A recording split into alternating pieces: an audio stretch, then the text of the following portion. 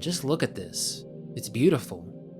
My favorite part about this game, as well as the 1+2 remake, is seeing how bananas they get with the level design. Like, this level plays mostly the same as it did in the original game. Same rails, same ramps, you know. But aesthetically, it's a completely different space. So today, we're going to compare some of the levels from Tony Hawk's Pro Skater 3+4 to their counterparts from the original, and see what interesting liberties they took. We'll also revisit spots we looked at before and note any changes. I'm super excited to check up on some old friends. Welcome to Video Game World Tours.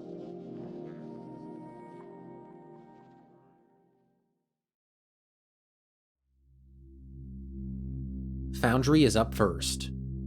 Immediately, you feel the fidelity of this game. The lighting is so striking. And oh boy, prepare yourself. This is a modern game, which means we get clutter. These levels are so much more detailed than they were back in the 2000s. And they even gave us a photo mode. That wasn't in the THPS 1+2 game, unfortunately. I'll appreciate it in this game while I can. First oddity I found. Why is there a pallet jack up on this elevated ledge? There's a ramp over here, sure, but it seems so impractical to have it in this spot.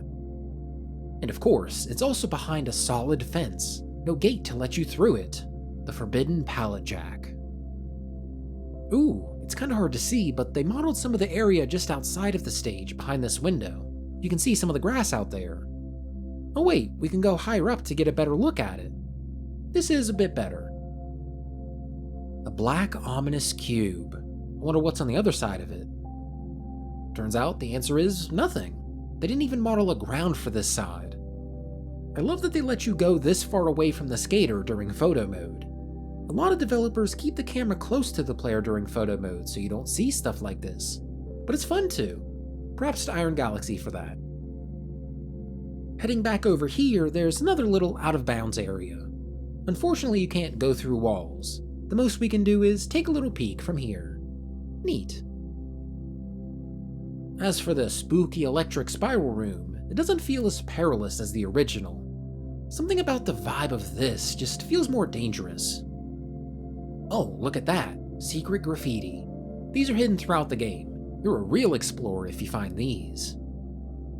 I made a point in the first video to point out how I couldn't find a way for workers to reach the walkway above the central area. Wonder if Iron Galaxy thought to add one. They did not. Wow, I'm actually kinda surprised. I half expected to find a ladder somewhere or an unenterable door on this level, but no, nothing. The question of how these workers got up here still remains unanswered. Man, I just love all the little details they added. So many greebles all over. I don't even have anything to say about most of these. Older games feel so smooth. Like you'll have relatively flat floors and walls. Not even just in Tony Hawk, but other games too. Flat, undecorated spaces were so in. But this has detail. There's a texture to the world. If I was a giant and could rub my big hand across this floor, I would feel the variation between this grime, the metal floor, the metal plates above it right here, and all these bricks. Meanwhile, in the original, it's all smooth. Only instead of a physical texture that you can personally feel, it's a visual texture, one that you can see. Your eyes see all of the details here, but your brain doesn't necessarily process them all. It just kinda jumbles them together as noise, and you focus on the important stuff, like grindable rails. Like here, this game did just come out, but I bet over the course of a lot of your guys' playthrough, you wouldn't notice this little control room. It makes sense. None of the combo lines really take you through this spot. It blends into the background as you zoom past it. But there's details in here. A computer monitor running some really old operating system. I was about to point out how inaccurate that is considering it's 2025, but after thinking about it, there's probably like one program this factory needs that only runs on Windows 95. That's just how stuff goes sometimes.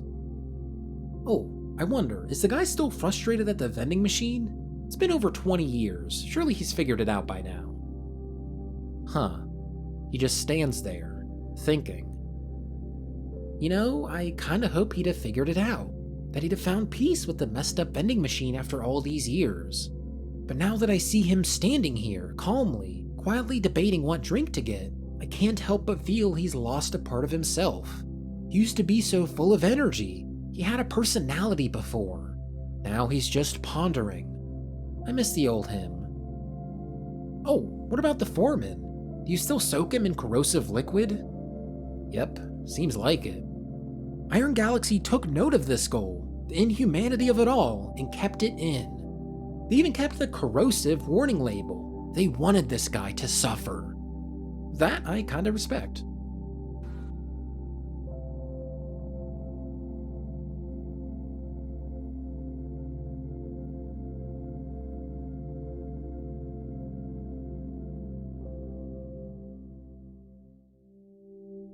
Rio is the next stage.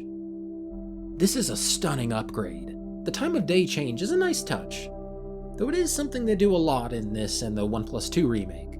Take a stage that took place during midday and make it sunset. I can't hate it too much, it still works. Oh my god, and the style! They went all out in giving this stage a unique look. While there was graffiti in the stage before, now it's all over the place. There's also this painted pattern all over the park. I love it. I noticed there were judges standing around here throughout the stage, which makes sense because this is a competition level. I genuinely don't know if this is something that's been in previous games and I'm just now picking up on that, or if that's something Iron Galaxy added specifically for this game. I guess they stick out now because of their bright yellow judge shirts. One of the sticking points from my look at the original stage was how empty the streets felt. It just looked naked. There was nothing on the sidewalks or streets, and the buildings were pretty boring. Not a whole lot going on outside of the main skate park. But with a remake, you know they gotta fill that in. The sidewalks and streets are so much more detailed. Food carts are here, banners above, and the line of buildings feels so much more interesting. Especially along the side of— ooh, I love this weird little spot in the original. It's nice now too. I would love to be able to sit on this bench here and chillax. Though maybe that's asking for trouble considering skaters can grind through here. Anyway, these buildings. There's a bank, but it's just a single room. And where's the front door? You can see a door on the inside, but there's no door on the exterior that it'd lead to. Honestly, I love this tech. You see it a lot in games these days, these fake building interiors. It's convincing at a glance, but when you look closer, it often creates impossible layouts. I'm not ragging on the developers for not noticing and fixing this. I just think it's fun to pay attention to these sometimes. I wonder what changes they made to the secret area. Huh, that door is open. I thought they added a new secret area or something, because this looks like a spot that would teleport you to one in any other stage. But it doesn't here, it's just a random open door. A disappointing fake out. I guess they didn't change this spot too much. No interesting new details. Though I wonder what's over this wall. Just some random ledges of varying heights. This doesn't seem like a space you'd see in real life. But then again, this isn't even a spot you're supposed to see in this game, so it's fine. Oh my god, I wonder if— yes! They made it so you can grind the curb in this level. Iron Galaxy are truly the GOATs. Alright, final spot in the stage. They completely changed the landscape out of bounds on this side of the level. It used to overlook a city and stretched out pretty far into the distance, but now it's just a beach. I'll be honest, I think I prefer the original. It had such a sense of scale. The beach looks nice, don't get me wrong, but I prefer the spaciousness of the first look.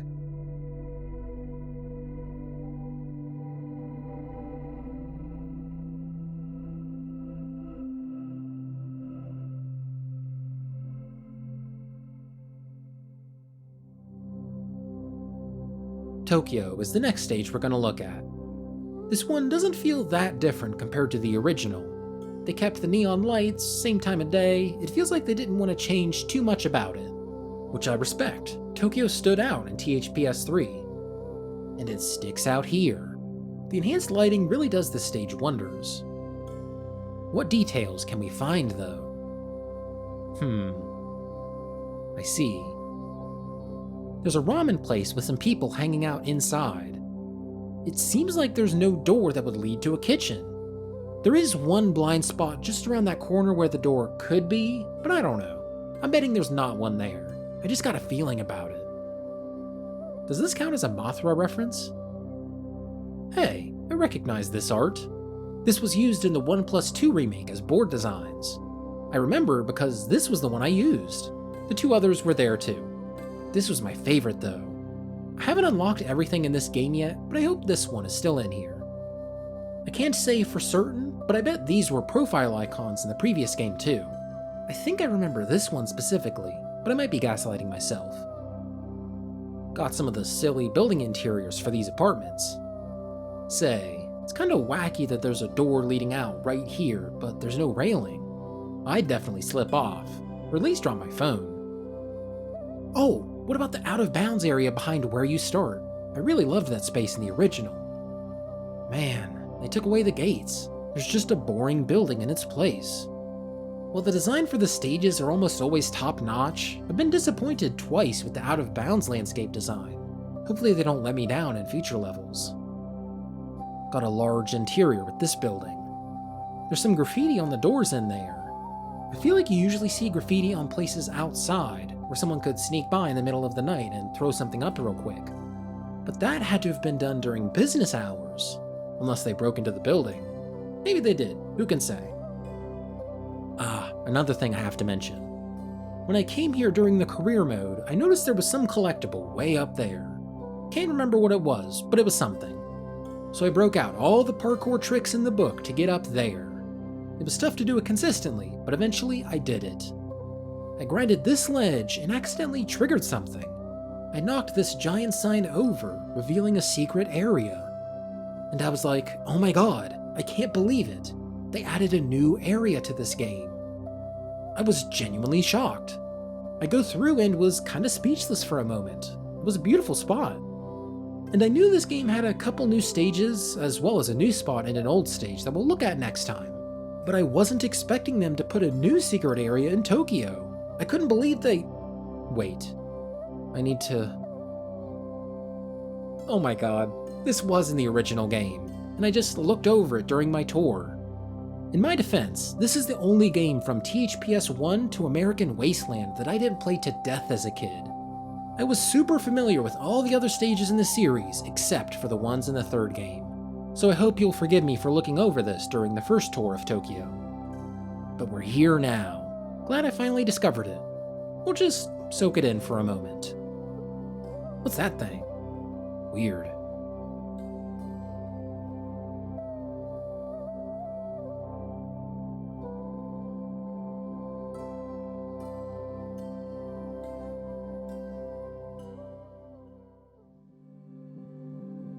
Alright, the final stage of the video, LA. Okay, I'm glad they didn't change this stage to be at sunset too. Kinda getting tired of those. Hey, they made this building make sense. I remember being kinda befuddled about it in the original, but now it looks more normal. Great. For those curious, yes, they did keep the Andy THPS manual gap. Shout out to him. Another spot I looked over the first time around was up on this building. There's a little room you can fall into. I'll be honest, I don't remember how I opened it, but it's open now. It's funny how there's decorations up here, but no way to actually visit them as a non-skater. No doors or nothing. Dropping down, I love the new vibe of the building. Before it was just kind of boring concrete, I think, but they made this into a little library. And no skateboarding sign. I feel like that's just peak comedy for these games. It'll never get old being able to skateboard where there's a no skateboarding sign. These paintings are actually kinda scary. Like, I'm no art guy, so I can't tell you why, but these paintings have bad vibes. Especially this one. It has a sinister aura. It's like I'm looking at a face bathed in red, peeking out from the darkness. Oh, let's check out Findlay Tower and see what they did to it. Sorry, the mysterious unnamed tower. Us real hawkheads know it's Findlay Tower though. Side note, I just looked it up to make sure that was the name, and saw it was named after Chad Findlay, one of the original developers. Shout out to him too. I like the interior design, But nope. This building still does not have an obvious purpose. Who knows what this place is? A photograph of one of the skater statues we just saw. That's pretty funny.